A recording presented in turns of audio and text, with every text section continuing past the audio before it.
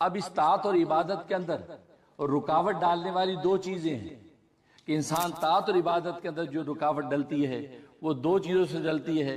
وہ دو ایسی چیزیں ہیں کہ جس کو خود اللہ تبارک و تعالی نے ذکر فرمایا کہ یہ دو چیزیں ایسی ہیں جو انسان کو غفلت میں ایسا ڈالتی ہیں کہ اللہ تبارک و تعالی کی طاعت سے غافل ہو جاتا ہے، یہاں تک کہ وہ اللہ تبارک و تعالی کو ایسا بھولتا ہے کہ حتیٰ کہ اللہ تبارک و تعالی بھی اس کو بھلا دیتے ہیں. جب اللہ تبارک و تعالی بھلا دیتے ہیں تو پھر اس کے لیے یاد دہانی کی اب کوئی گنجائش نہیں رہتی. اور وہ دو چیزیں کیا ہیں؟ قرآن کریم نے کہا کہ ایک مال اور دوسرے اولاد. مال اور اولاد دو ایسی چیزیں ہیں یہ اللہ تبارک و تعالی کی طاعت و عبادت سے بندے کو غافل کرتی ہیں. مال بھی بندے کو طاعت اور عبادت سے غافل کرتا ہے. انسان مال و دولت کی چھنکار کے اندر ایسا غافل ہوتا ہے، ایسا جو اس کھانے اور کمانے میں لگا رہتا ہے کہ وہ مال عطا کرنے والے منعم کو بھول جاتا ہے. دوسرا اولاد، اس اولاد کی محبت میں ایسا جو سرشار رہتا ہے، اس اولاد کے منشا کو پورا کرنے، اس کی اچھی اور بہتری زندگی کی طرف سوچنے میں ایسا منہمک رہتا ہے کہ یہ بھول ہی جاتا ہے کہ جس رب کریم نے یہ اولاد کی نعمت عطا کی ہے اس کا بھی تو مجھے شکر کرنا ہے. اس لیے قرآن کریم میں اللہ تبارک و تعالی نے یہ شکایت کی، یا ایھا الذین آمنوا، اے ایمان والو، لا تلھکم اموالکم ولا اولادکم عن ذکر اللہ، کہ تمہارے مال اور تمہاری اولاد اللہ کی یاد سے تمہیں غافل نہ کرے. یہ بہت بڑا انعام ہے جو میں نے تمہیں عطا کیا ہے، مال بہت بڑی خیر ہے جو میں نے تمہیں عطا کی ہے، لیکن یہ نہ ہو کہ یہ خیر تمہارے لیے شر بن جائے اور تمہیں اللہ کی یاد سے غافل کر دے. مال تو تمہیں میں نے اس لیے دیا تھا تم اس مال کے سورس کو استعمال کر کے اللہ کی یاد میں اور منہمک ہو جاؤ، لیکن تمہاری حالت یہ ہے کہ تم مال کے اندر ایسے پھنس گئے جیسے مکھی شہد کے اندر پھنستی ہے، یہاں تک وہ شہد کے اندر پھنسی وہیں ہلاک ہو جاتی ہے، اس سے نکل نہیں پاتی. تم بھی اس مال کی لذت کے اندر ایسے پھنستے چلے گئے یہاں تک کہ مکھی کی طرح تم ہلاکت تک پہنچ گئے. اس لیے فرمایا کہ مال تمہیں غافل نہ کرے، اور ولا اولادکم، اور تمہاری اولاد غافل نہ کرے. اب غافل کیوں کرے گی؟ غفلت کی دو وجہ ہیں. مال سے جو غفلت پیدا ہوتی ہے عقلی غفلت پیدا ہوتی ہے، کیونکہ مال کے ساتھ جو محبت انسان کی عقلی محبت ہے اور اولاد کے ساتھ جو محبت انسان کی طبعی محبت ہے. مال عقلی طور پہ انسان کا مرغوب ہے، انسان سوچتا ہے مال ہوگا تو اچھا کھائیں گے، مال ہوگا تو اچھا پئیں گے، مال ہوگا تو اچھا پہنیں گے، مال ہوگا تو اچھا محل بنائیں گے، مال ہوگا تو اچھی گاڑی خریدیں گے، مال ہوگا تو اچھی عورت سے شادی کریں گے. تو مال، یہ چونکہ ساری کی ساری یہ چیزیں مال کی بنیاد پر ملتی ہیں تو لہذا عقلی طور پر وہ مال کو مرغوب سمجھتا ہے. ارے مال ہوگا تو سب کچھ ہے، اگر مایا نہیں ہے تو پھر کچھ بھی نہیں ہے. لہذا مال کے اس کمانے میں اس قدر اس کا میلان ہو جاتا ہے کہ مال عطا کرنے والے کو بھول جاتا ہے. اس لیے مال کو مال کہتے ہیں کیونکہ مال کا لفظ میلان سے ہے. میلان کا مطلب یہ ہے کہ انسان کی طبیعت ادھر مائل ہوتی ہے، اور مال ایک ایسی چیز ہے کہ اس کی طرف انسان کی طبیعت مائل ہوتی ہے، انسان کی طبیعت کا میلان اس کی طرف رہتا ہے. لہذا ہر وقت انسان مال پر نگاہ رکھتا ہے کہ میری پروموشن کیسے ہو سکتی ہے تاکہ مال بڑھے گا، مجھے اگلا عہدہ کیسے مل سکتا ہے تاکہ مال بڑھے گا، مجھے وہ سیٹ کیسے مل سکتی ہے ایک سائن پر مجھے چیک ملے. وہ تو گویا کہ مال اس کے دماغ میں گھومتا ہے. تو مال کے اندر میلان ہے، انسان کی طبیعت ادھر مائل ہوتی ہے، اس میلان کی وجہ سے انسان مال کی طرف جھکاؤ کرتا ہے. اور اللہ تبارک و تعالی نے مال کو ایسی آزمائش بنایا، ایسا بے وفا دوست بنایا کہ یہ جب تک تمہارے پاس رہتا آپ کے کسی کام کا نہیں. آپ کے $100 جیب میں ہے، کسی کام کے نہیں ہے. جب تک یہ نکل کے کسی دوسرے کی جیب میں جا کے آپ سے بے وفائی نہیں کریں گے اس وقت تک آپ کو نفع ہی نہیں دے سکتے. آپ جیب میں $100 لے کے یہ دو روٹیاں دینا، ہاں جی پیسے، یار پیسے روٹی دو، یار پیسے دو، کسی کا جھگڑا ہوگا. روٹی اس وقت آپ ہاتھ میں نہیں آئے گی جب تک اس بے وفا دوست کو نکال کے اس کی جیب میں نہ ڈالیں گے. تو اس کی نیچر میں اللہ نے بے وفائی رکھی ہے. یہ آپ کے پاس خزانہ بن کے پڑا رہے، آپ کے کسی کام کا نہیں ہے. آپ بلینئر تو ہوں گے، ملینئر تو ہوں گے، لیکن ایک روٹی وہ مال آپ کو نہیں دلا سکتا جب تک یہ بے وفائی کر کے دوسرے کا نہیں ہو جاتا. اس وقت تک آپ کی کسی کام کا نہیں ہے. جب یہ دوست اتنا بے وفا ہے، اس کی گھٹی میں ہی جو اللہ تبارک و تعالیٰ نے بے وفائی رکھی ہے، اس سے محبت کرنا حماقت کے علاوہ کچھ نہیں. आमक होगा जो इससे मोहब्बत करेगा। हाँ, जरूरत का ताल्लुक अगर रखेगा तो ये कामयाब हो जाएगा। जहां जरूरत होगी खुल के माल खर्च करेगा, जहां जरूरत नहीं वहां माल को होल्ड करेगा। बस जरूरत का ताल्लुक इसके कायम रहेगा तो अल्लाह तबारक व तआला इस माल को आपके लिए ऐसा नाफे बनाएंगे, इस माल के जरिए से दुनिया में बैठ के आप जन्नत को खरीद लेंगे। अच्छा, साहबा ने इस माल से जन्नत खरीदी नहीं, माल लुटाया, जन्नतों के फैसले कर दिए। उस्मान गनी रजी अल्लाह तआला माल लुटाया, नबी ने दुनिया में जन्नत की बशारत दे दी।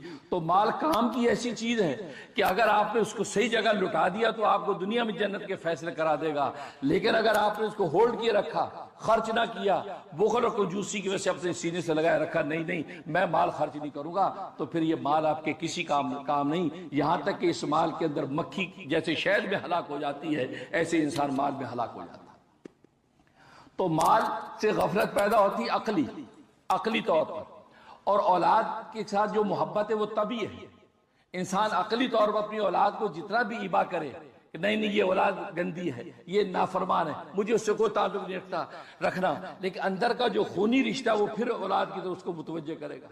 कितने वाकयात है, बापों ने बच्चों को घर से निकाल दिया, माँ ने ठोकर मार दी, लेकिन बाद में दिल तड़प रहा है कि मेरी बेटी, हाय मेरा बेटा, हाय मेरा बच्चा। क्यों? वो खूनी रिश्ता है। तो तभी मिलान जो औलाद के साथ है, ये तभी मिलान इंसान को गाफिल कर देता है। इंसान इतना उसकी तरफ मायल हो जाता है कि वो देखता ही नहीं कि तबीयत तो ये कहती है लेकिन शरीयत क्या कहती है। बस ये तकाबुल आता है तो वो तबीयत पर जो वो शरीयत को गालिब नहीं करता, बल्कि शरीयत पर तबीयत को गालिब करके वो अपनी औलाद के लिए वो कर देता है कि जो अल्लाह तबारक व तआला की शरीयत उसकी इजाजत नहीं देती, यहाँ तक दुनिया में उसके लिए हलाकत का फैसला हो जाता है।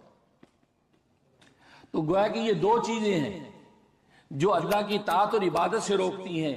एक माल वो अपने अक्ली मैलान की वजह से, और दूसरी औलाद अपनी तबी मैलान की वजह से वो अल्लाह तबारक व तआला की ताअत से रोकती है। जानते कि किस्तवार हमने ये सिलसिला शुरू कर रखा है कि जिसमें औलिया अल्लाह की सिफात व अखलाक बतलाते हैं, और अब तक तकरीबन 45 औलिया अल्लाह के जो है सिफात व अखलाक जिक्र हो गए हैं, और आज 10वीं किस्त है, और एक किस्त में हम 5 अखलाक व सिफात जिक्र करते हैं। तो आज 10वीं किस्त है तो 5 अखलाक व सिफात पर गुफ्तगू करेंगे, और यूँ तकरीबन जो 50 अखलाक व सिफात औलिया कामिलीन के हमारे सामने आ जाएंगे, और ज़ाहिर है कि हमारे लिए बड़ी मशअल राह है। जहाँ तक औलिया अल्लाह के अखलाक व सिफात में से एक सिफत ये है कि ये जो है औलिया कामिलीन जो है वो रिक़त क़ल्ब और गिरिया बुका जो है इन पर तारी रहता है। यानी रकील क़ल्ब होते हैं और आह बुका अल्लाह तबारक व तआला के लिए बहुत करते हैं, और ये इसलिए करते हैं कि अल्लाह तबारक व तआला के सामने पेश होने से डरते हैं, और इन पर यह खौफ तारी रहता है कि जो हमने इबादत की हैं और जो दुनिया के अंदर जो अख्याल व अज़कार किए हैं, पता नहीं अल्लाह तबारक व तआला के यहाँ क्या कीमत लगे, और कर अल्लाह के सामने जब पेश हों तो पता नहीं किस हाल में पेशी हो, कि अल्लाह हमसे राजी है या नाराज है। बस ये तसव्वुर बांधते हैं और वो रोने लगते हैं। इस कदर रोते हैं कि शब रोज रोने में गुजर जाती है, दिल इनके नरम हो जाते हैं और आंखों से आंसू जारी होते हैं, वह कि दिल फुगार होता है और आंखें अशकबार होती हैं। चुनांचे हज़रत उमर फारूक रज़ी अल्लाह तआला अन्हु के बारे में आता है कि वो इतना रोते थे कि उनके जो गालों के ऊपर 2 स्याह लकीरें बन गई थी। मुसलसल आंसू बहने की वजह से वह कि स्याह लकीरें जो है वो गालों पे बन गई। और आबे आदविया ये अल्लाह तबारक व तआला की बड़ी नेक बंदी और वलिया गुजरी हैं, वो इस कदर रोती थी और रो रो के अपने आंसू जो है वो साइड पे झाड़ती थी कि वो जगह इतनी गीली हो जाती कि कोई नया आने वाला देखता तो ऐसे लगता कि किसी ने यहाँ वुजू किया है, इतना रोना। और ज़ाहिर है कि हदीस में आता है कि अगर खौफ खुदा से कोई शख्स रोया और एक आंसू जो मक्खी के सर के बराबर हो उसकी आंख से अगर टपक जाए तो अल्लाह तबारक व तआला उसकी उस आंसू से उसकी जहन्नुम को बुझा देते हैं। और यहाँ इन औलिया कामिलीन की हालत यह है कि इस कदर गिरिया तारी है कि वो अल्लाह तबारक व तआला की याद में और अपनी ज़ात को देख कर जो रोते हैं। तो ये इनके खास वसफ है कि औलिया कामिलीन का दिल नरम हो जाता है और आंखें इनकी अश्कबार रहती हैं और हर वक्त अल्लाह तबारक व तआला की याद में रोते हैं। ये इनका एक वसफ। और दूसरा इनका वसफ ये कि मुहासबा नफ्स करते हैं, अपने नफ्स के मुहासबे में रहते हैं। किसी दूसरे पर जो है वो तनकीद करने के बजाय, किसी दूसरे पर ऐब और नक्स की उंगली उठाने के बजाय अपने नफ्स को देखते हैं, अपने नफ्स के मुहासबे में मुब्तला रहते हैं। यहाँ तक कि वो ये देखते हैं कि गुनाहों में हंसना तो दूर की बात है, खुद अपनी ताअत के अंदर कोताही का तसव्वुर करके जो है वो अपने जो अल्लाह के सामने शर्मिंदा रहते हैं। یعنی عام آدمی تو گناہوں کی حالت میں بھی ہنستا بستا نظر آتا ہے، اور یہ طاعت کی حالت میں بھی یہ ان کے اوپر فکر طاری رہتی ہے کہ پتہ نہیں اللہ تبارک و تعالیٰ کی ہماری عبادت کی کیا قیمت لگی ہے۔ تو اپنے نفس کے محاسبے کے اندر مبتلا رہتے ہیں، لہذا محاسبہ نفس جو ہے ان کو شب و روز کروٹ لینے نہیں دیتا۔ کوئی اقوال ہوں، افعال ہوں، احوال ہوں، اعمال ہوں، کسی بھی جو عمل اور قول کے ظاہر کرنے سے پہلے اپنے نفس کا محاسبہ کرتے ہیں، اور اپنے نفس کو اس قابل نہیں پاتے کہ میں یہ بات کہوں، اس قابل نہیں پاتے کہ میں یہ قدم بڑھاؤں، بلکہ اپنے آپ کو کمتر سے کمتر سمجھتے چلے جاتے ہیں۔ لہٰذا اس محاسبہ نفس کے نتیجے میں وہ اسی فکر میں رہتے ہیں کہ کل کو اللہ تبارک و تعالیٰ کی پتہ نہیں کیا قیمت لگے گی، اور اپنے ایک ایک قول کی شب و روز جو ہے وہ اس کو پڑتال کرتے رہتے ہیں کہ یہ میں نے جو کام کیا اللہ اللہ کے رسول کے منشا کے مطابق تھا کہ نہیں۔ سونے سے پہلے اپنے پورے نفس کا محاسبہ کر کے سوتے ہیں تاکہ پتہ چلے کہ دن بھر کے اندر کیا کوتاہیاں ہوئیں، کیا غفلت ہوئیں، اور اللہ تبارک و تعالیٰ کے سامنے ہم کیا امید رکھیں۔ تو یہ محاسبہ نفس جو ہے یہ اس سے کبھی غافل نہیں ہوتے۔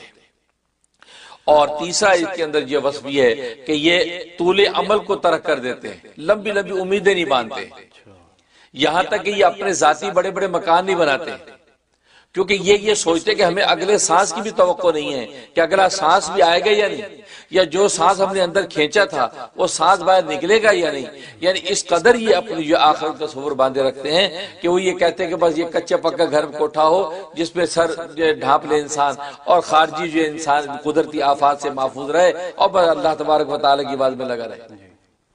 لہذا یہ تصور باندھ کے یہ طول عمل سے اعتراض کرتے ہیں کہ لمبی لمبی امیدیں نہیں باندھتے، اور یہ سوچتے ہیں کہ پتہ نہیں کب بلاوا آ جائے۔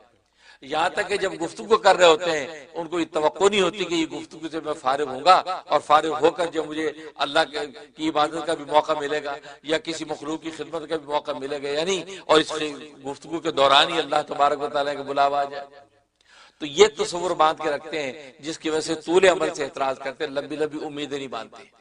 یہ وجہ ہے کہ گھر مکان نہیں بناتے، بلکہ جیسا بھی کچا کوٹھا مل گیا، جیسی بھی ان کو جھونپڑا مل گیا، کم سے کم جیسا اسباب دنیا لے کے چلتے ہیں تاکہ ان کی نظر آخرت پر ہوتی ہے، کیونکہ یہ دنیا تو کٹ جانی ہے، یہ ان کی کیفیت ہوتی ہے، کہ طول عمل سے اعتراض کرتے ہیں۔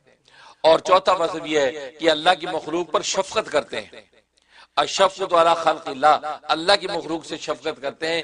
مخلوق جو ہے بھلے وہ انسان ہو یا حیوان ہو، چونٹیاں ہوں یا پرندے ہوں، لیکن اللہ کی مخلوق ہے اس پر ان کو ایک شفقت ہوتی ہے، یہاں تک کہ گناہگار بھی اگر سامنے ہے تو گناہگار پر بھی مہربان۔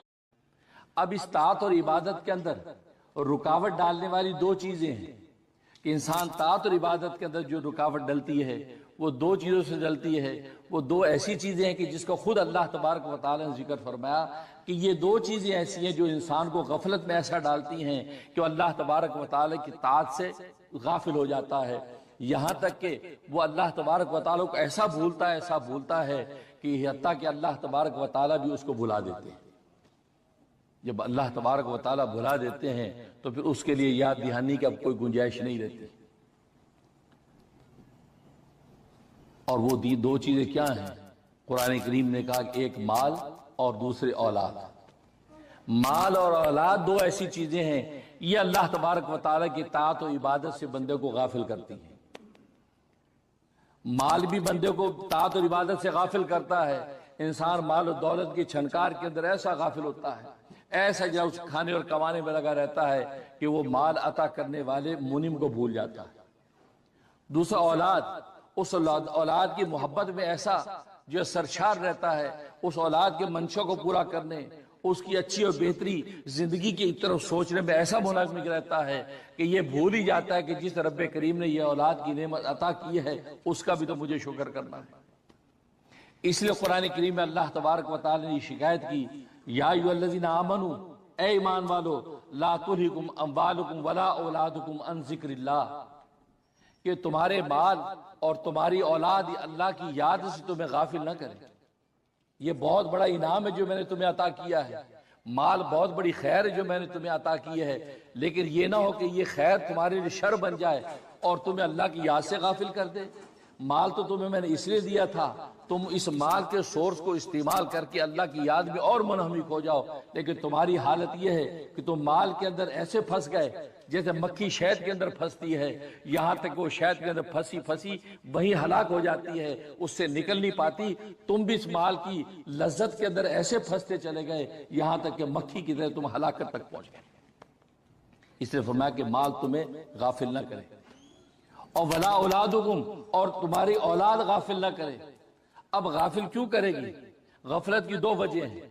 مال سے جو غفلت پیدا ہوتی ہے عقلی غفلت پیدا ہوتی ہے، کیونکہ مال کے ساتھ جو محبت انسان کی عقلی محبت ہے، اور اولاد کے ساتھ جو محبت انسان کی طبعی محبت ہے۔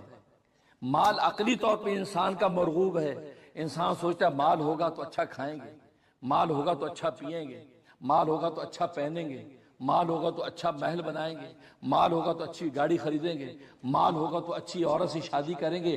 تو مال، یہ چونکہ ساری کی ساری یہ چیزیں مال کی بنیاد پر ملتی ہیں، تو لہذا عقلی طور پر وہ مال کو مرغوب سمجھتا ہے، ارے مال ہوگا تو سب کچھ ہے، اگر مایا نہیں ہے تو پھر کچھ بھی نہیں ہے۔ لہذا مال کے اس کمانے میں اس قدر اس کا میلان ہو جاتا ہے کہ مال عطا کرنے والے کو بھول جاتا ہے۔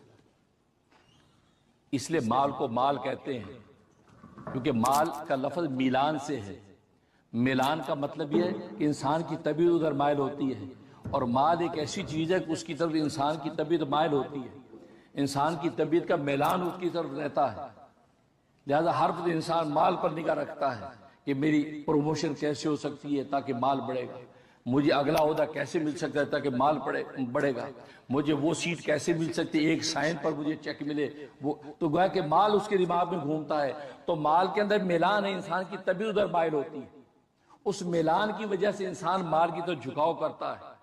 اور اللہ تبارک و تعالی نے مال کو ایسی آزمائش بنایا، ایسا بے وفا دوست بنایا کہ یہ جب تک تمہارے پاس رہتا آپ کے کسی کام کا نہیں، آپ کے $100 جیب میں ہے کسی کام کے نہیں ہیں، جب تک یہ نکل کے کسی دوسرے کی جیب میں جا کے آپ سے بے وفائی نہیں کریں گے اس وقت تک آپ کو نفع ہی نہیں دے سکتے۔ آپ جیب میں $100 لے کے یہ 2 روٹیاں دینا، ہاں جی پیسے، یار پیسے روٹی دو، یار پیسے دو، اسی پر جھگڑا ہوگا۔ روٹی اس وقت آپ ہاتھ میں نہیں آئے گی جب تک اس